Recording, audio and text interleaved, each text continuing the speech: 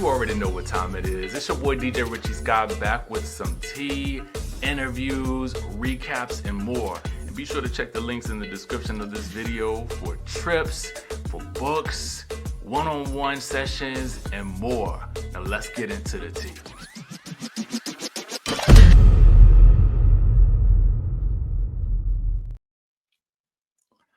Skye Squad, we are back in the building, and we are back from Jamaica, man. Yes, your boy has spent the weekend in Jamaica, so that is why you did not get a video yesterday.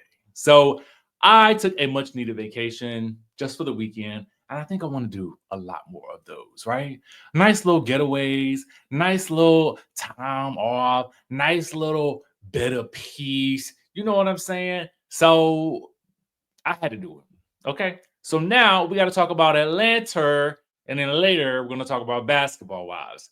Right now, let's get into the tea about Atlanta, because I need to know why PORSHA and SHAMEA are meeting up with Ralph Pittman, aka Drew's ex-husband.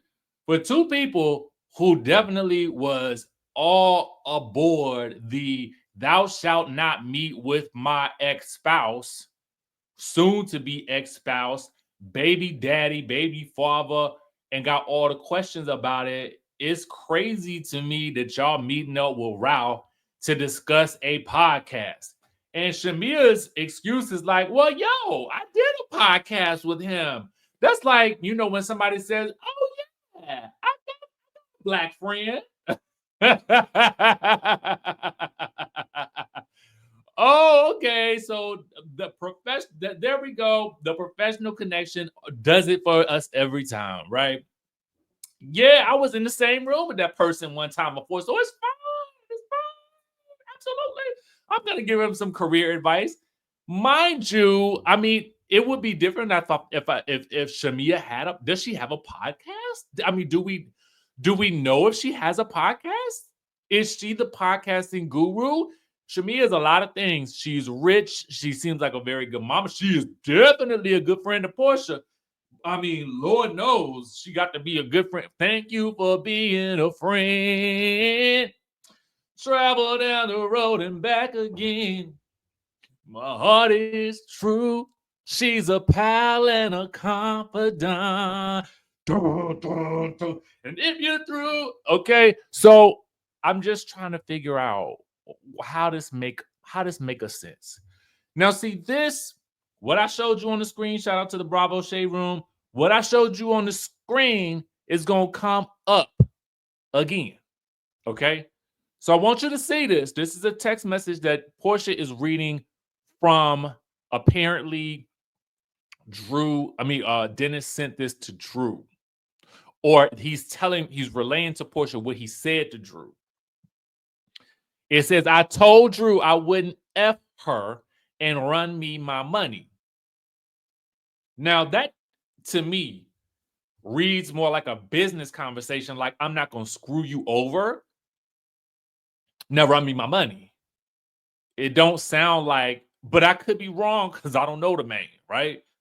I mean, she know her baby daddy better than we know her baby daddy. So though that wordplay can be tricky. I don't know.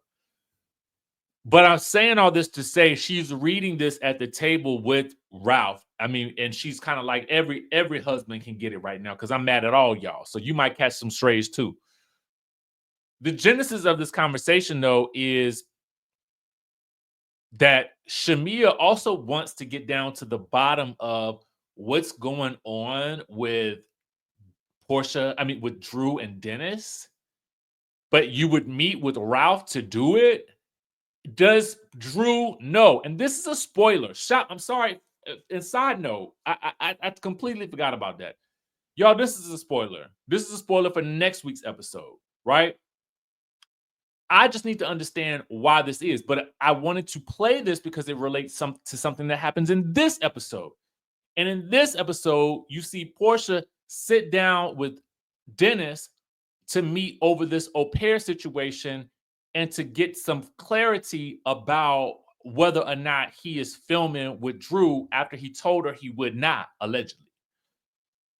My question is this: all the smoke, ire, and flame and brimstone that she was throwing at the table last week towards Drew and being so mad and upset at the world last week that she couldn't be bothered with giving any energy at her own birthday dinner. I just felt like I thought that Dennis was going to get the wrath, the rage, the thunder and fire that she was wielding last week, only to get a very piped down Portia, a very pampered by Portia. You know what I'm saying? Pampered in her sheets. She's just very much docile and demure when discussing this whole situation. For which he then says, "Well, I didn't film with her. I just showed up and the cameras were there." Sir, that's filming. That is the definition of filming. In order to do so, you have had to sign some type of release. Okay, you either sign one for the season or you didn't sign one per scene. Now, what did you do? You didn't have to film. Truth be told, and if now you say that you are no longer Drew is no longer signed to you, then there's no reason for you to have been there anyway. And we know that is that true? Because you definitely listed as the executive producer on her album. So what, is she not signed to your management deal, or is she not signed to your record label? Is she not, how is she not signed to you now? Because your name is certainly on the back of them credits. Was it a one and done type of situation? Wham, bam, thank you, ma'am, for the CD? I don't know. Let us know in the chat. Somebody let me know. Sorry for that spoiler, y'all, for those of you guys that don't like to be spoiled, but I like to be spoiled, so oh well. Anyway, let's get into the episode itself because I feel like we should. All right. Now, the episode is season 16, episode 9. It's called Blame It on the Henny. The ladies are back from Nashville, and some of them land themselves in Angela's line of fire while SHAMEA continues her journey to grow her family. Britt prepares her mom for her new chapter. Cynthia hosts her annual Bailey Q, but with a twist. Okay. So the Bailey Q is back. Cynthia hosts an event. She might as well be full-time at this point, because the first thing that we see is Cynthia getting all the tea from everybody on the cast about what happened when she allegedly went to sleep that night in Nashville. So she got to hear from everybody what happened. Porsha, of course, oh my God, did I or didn't I? Did I? I don't know. Henny, maybe I henny didn't. Maybe I henny did. Maybe I henny didn't. I don't know what I said. Who knows? And if I did say something, it's her fault because I was having a good time with my friends. Okay. It's Angela's fault for her waking up with her Dumbo ears, according to Porsha. So, if she had never woken up, then she wouldn't have heard me say it. So it's truly actually her fault that I said it, that I said what I said, and I meant what I said. But I don't know if I said it because maybe Henny said it for me. I don't know. Who knows? Was I there? I don't know. Allegedly. All of this is alleged because I'm alleged. I don't know if, was Angela really there? I don't know. Maybe she was. Maybe I wasn't there. Who knows? Who cares? I don't know. So anyway, as Cynthia runs around getting the tea, Kelly stands firm. Yeah, that woman said, I will sleep with her husband if I want to. Kelly coming on through. So Cynthia runs around getting tea, collecting tea, putting tea in tea bags, and serving tea later on at her Bailey barbecue with the prophet, not to be confused with the prophet Lot, who apparently was Drew's prophet, who had heard the stuff about old girl back in the day when Drew had brought the prophet into the mix. But maybe this is a different prophet, so I don't want you guys to be confused because prophets, not all prophets is the same. Okay, some prophets is different. This is a different type of prophet. Don't sound like it's the same type of prophet at all. So just rest assured, it's a different prophet. Meanwhile, Porsha then meets with Mama Diane, her daughter, and her sister. I don't know where they are because I didn't bother rewinding the scene, but I had to know that they weren't at Porsha's house. Anyway, they're meeting to discuss, Porsha's getting an au pair, and Dennis is going to be meeting with the au pair later. We'll talk about that in a different scene. Actually, we'll talk about it now because there ain't much to say. Porsha meets with Mama Diane and Lauren, and they get to talking about the whole Drew situation. And, finding out that Dennis was allegedly filming with Drew, and now she was upset. And then Angela, oh my God, how dare she wake up and hear me talking about her and her man? I mean, she's so stupid. I can't stand that Angela for waking up and hearing me over talking about her as I'm loudly speaking with my girlfriends at the pool party, waking everybody up, drinking my henny, my henny, baby. She is that henny, anything's possible. You know what I'm saying? I don't know. Maybe I need some Henny right now. I don't know. Maybe I do, probably. Meanwhile, as Henny things happening, over at Angela's house, Angela Oakley versus everyone, including her husband. Because her husband's like, why would you tell that Drew to come to somebody else's birthday party? And I'm like, Angela, I don't think he knows what show he's on. Okay, because clearly that's what happens on these shows. We all know that Drew was going to have to be there. Somebody had to invite her, so Angela had to do the messy business of inviting Drew. Come on, everybody, chop, chop, chop. We've got a show to do. So anyway, Charles is on the fence about PORSHA. Whoa. She said I was easy to F-U-C-K. Oh, no, not her. Not me. Nope. So they do that. They work out and all that good kind of stuff like that. So PORSHA and Dennis meets, and I'm thinking she's going to rage on him, like Rage Against the Machine. I'm thinking she's going to mollywop him like she almost did, with him and his mama back in the day when she had her show. But of course not. She was very docile, demure, and again, I have an interesting relationship that's only in one-sided completely with PORSHA. I love her because of the energy that she typically brings to the show. I think PORSHA's fabulous. But then PORSHA's also an interesting, complex reality TV star because I feel like she never has any real accountability for the things that she says or does. So it's kind of like, oh my God, I did. Yeah, I said, girl, that I would probably F your husband to sleep with him and drag him off into the sunset. But I mean, you weren't supposed to hear that. This is your fault. That's what she kind of gives a lot of times. And it's almost like, how do you keep skirting responsibility for everything that you do wrong? I don't know. But I'm here. Here we are yet again. I mean, it's like pom-poms for PORSHA. So I don't know. And a lot of people are going to walk away from this video thinking, you hate PORSHA. And it's always the same thing. Anytime you critique somebody's favorite reality TV star, you're biased. Oh my God. You're so evil. It's like, no, just enjoy the freaking show. Gosh, everything ain't that serious. This is all about fun. And if you can't handle me just giving a slight critique, you probably don't need to be watching anybody's recap online. If you take it that personally and you are not them, something is wrong with you, potentially, possibly. Okay, this is fun. This is ish and giggles. Okay. Meanwhile, SHAMEA meets with, her old surrogate, and I guess is getting a new surrogate. So this is gonna be a fun journey to watch for her. I also wonder, just what are her fears and trepidations about working with another surrogate? Because there was so many things that happened with her previous surrogate. I do wonder, does she have any thoughts or fears about doing this process again?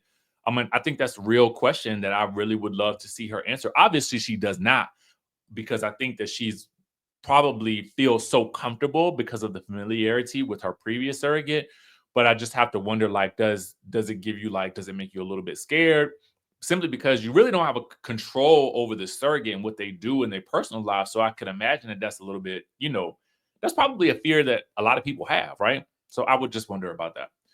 We get to Cynthia's Bailey Q. All the ladies arrive. And I forgot, there was a scene that I actually did shed tears on. I'm not even gonna hold y'all. Y'all already know what I've been going through, and I'll tell you a little bit more about that at the end of this video. But the scene with Britt and her mom and her sister as they're packing up and their memories of their dad, that scene right there hit me like a ton of bricks. I mean, I can totally identify with a lot of the things that were happening about how, different family members react to this sort of thing. So my heart did go out to her and her family. It's just something that, we all have to obviously experience it at some point or in some way, shape, or form with somebody passing. But it's always difficult when you have to kind of see somebody else having to go through those moments, because you also kind of relive your own moments when you go through it. And it triggers you a little bit. It really does. And I don't know if that ever changes, but I don't think it does. I mean, but I'm only 5 months out of this whole situation, and I feel like I'm still in the pits. So, I mean, I get it. I totally get it. So we get to Cynthia Bailey's the Bailey Q, and it's a Juneteenth theme or whatever like that.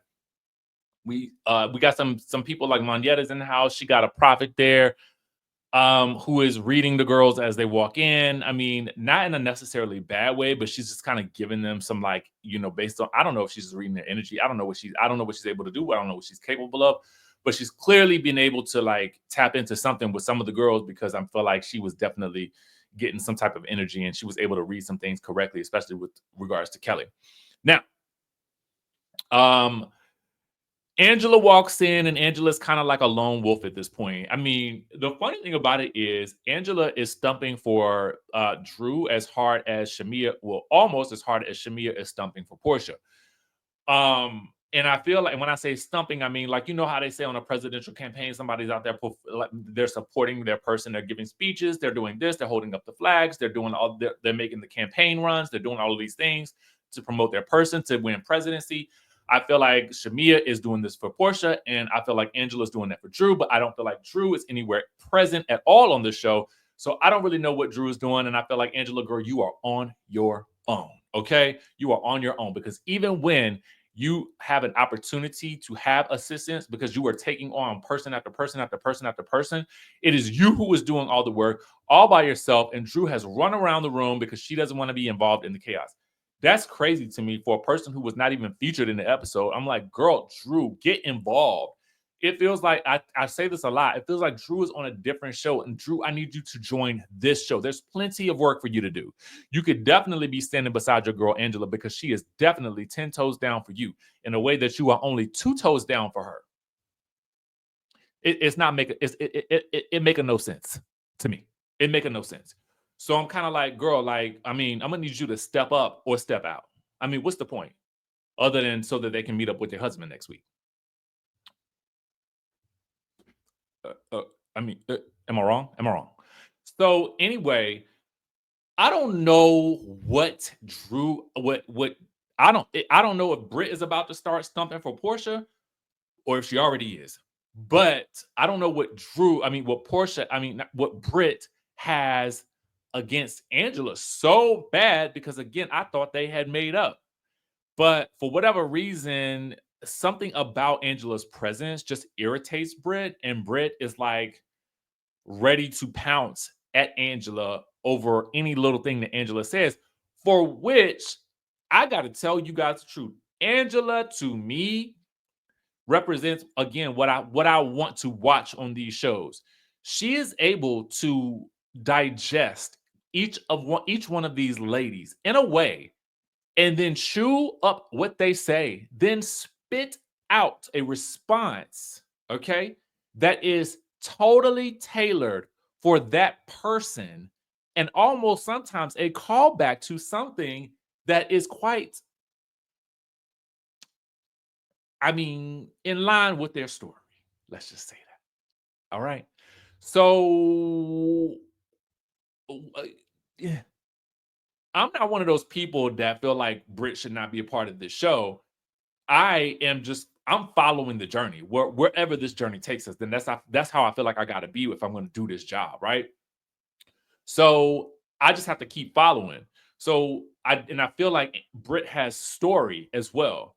But I also feel like Brit is ultra defensive when she doesn't need to be.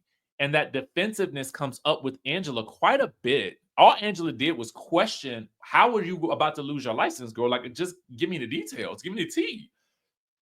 That has turned into, I'm gonna get you sucker every time I see you. And Angela's like, no, I'm no sucker. That's the problem. I'm not a sucker. You think you getting me? Who's zooming who? Because I'm zooming you, right? And I'm about to zoom you right now, girl. You got stretch marks on your lips, on your mouthicles, okay? You got stretch marks running down the nasal labial, or whatever they call this area right here. And you got mouths on your mouth. Not to mention that you're a horror. A horror. Okay? Not a hoe. Horror. That's what you are. Okay, and I'm like, a horror? Now, apparently she said that Brit, allegedly she said this. Let me put the alleged badge. Allegedly, she said that Brit was of the one of the horrors that was running after Charles or something to that effect. But I don't think we saw that in the actual scene, but they make a reference to it later in the after show. Unless I missed it on my version, I just didn't hear it. Okay. And it's quite possible because sometimes I tune out. Now, anyway, next up, I believe that's me. Cynthia Bailey got to take Porsha off to the symphony. It's time for Porsha to have a sit-down ponderoso with Angela, for which Porsha slip and slides her way through her explanation about why she said what she said.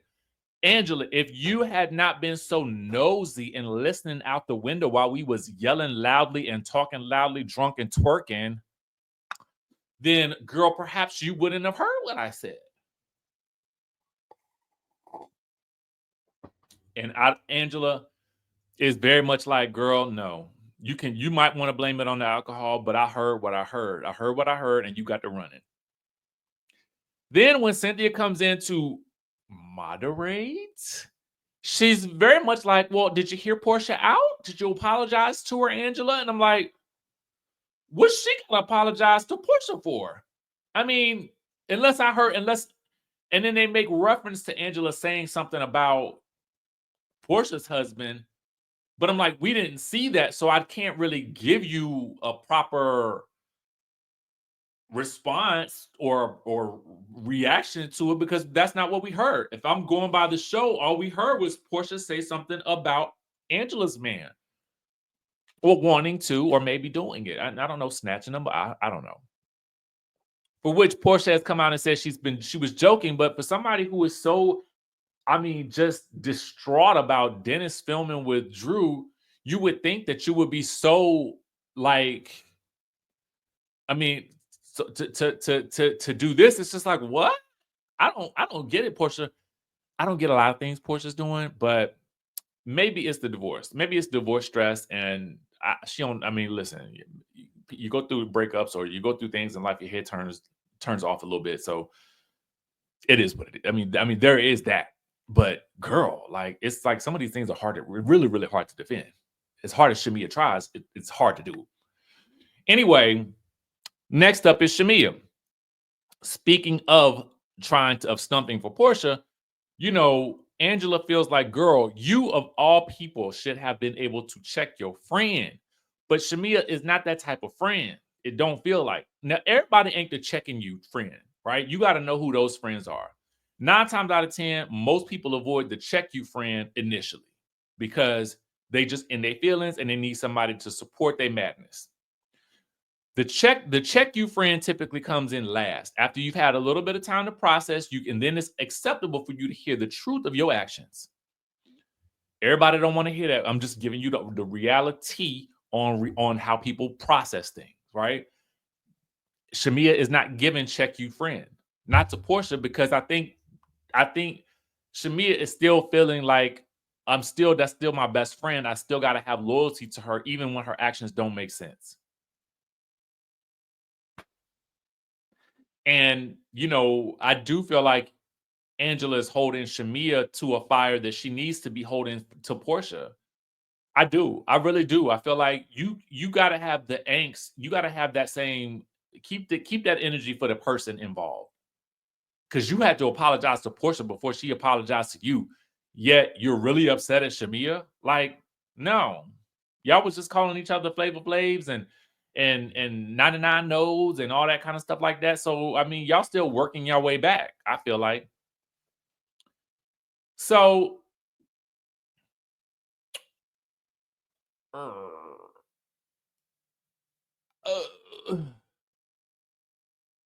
Kelly and Britt have a conversation about Angela. I just kind of feel like it is what it is at this point. I think Britt is going to feel how she feels, but I don't know why she feels that way because I kind of feel like her and Angela made up, or so I thought.